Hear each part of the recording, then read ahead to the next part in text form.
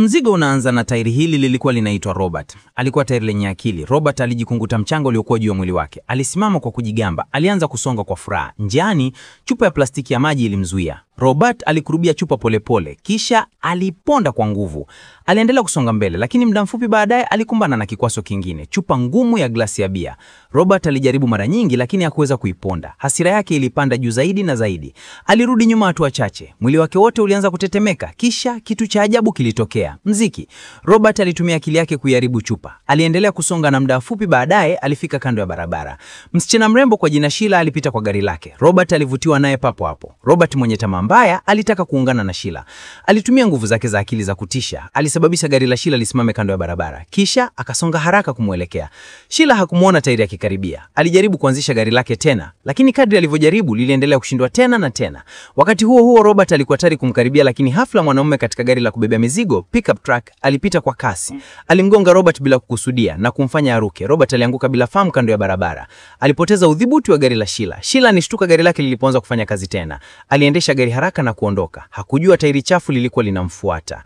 Robert aliamka muda mfupi baadaye. Akiwa na hasira kwa kugongwa, alimlipizia kisasi kwa kunguru asiye na hatia.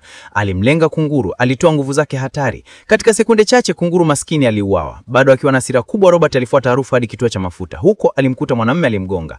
Mwanamume huyo hakujua tairi ya gari lilikuwa linamwangalia. Mwanamume huyo alipokuwa akijiandaa kuondoka, aliona tairi karibu. Tairi lilikuwa linatetemeka kwa nguvu. Alifikiri ni jambo lisilo la kawaida, lakini hakuwahi kufikiria linaweza kumuua.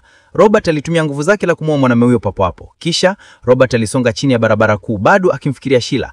Alikumbuka harufu yake waziwazi. Alifuata harufu hiyo hadi kwenye moteli ambapo Sheila alikuwa amefikia. Robert alipata chumba chake. Alisukuma mlango wazi kidogo. Alitazama mwili wake kwa uchoyo. Sheila hakujua tairi lilikuwa linampeleleza, lakini aligundua mlango haukuwa umefungwa vizuri. Haraka aliufunga kwa nguvu. Hata hivyo Robert alikataa kutatamaa. Baada ya guru za kuingia, alilia kimya kimya kwenye chumba kilichokuwa karibu na cha Sheila. Aliamua kumkaribia kesho yake. Hata alipanda juu ya kitanda. Alitazama TV kwa furaha.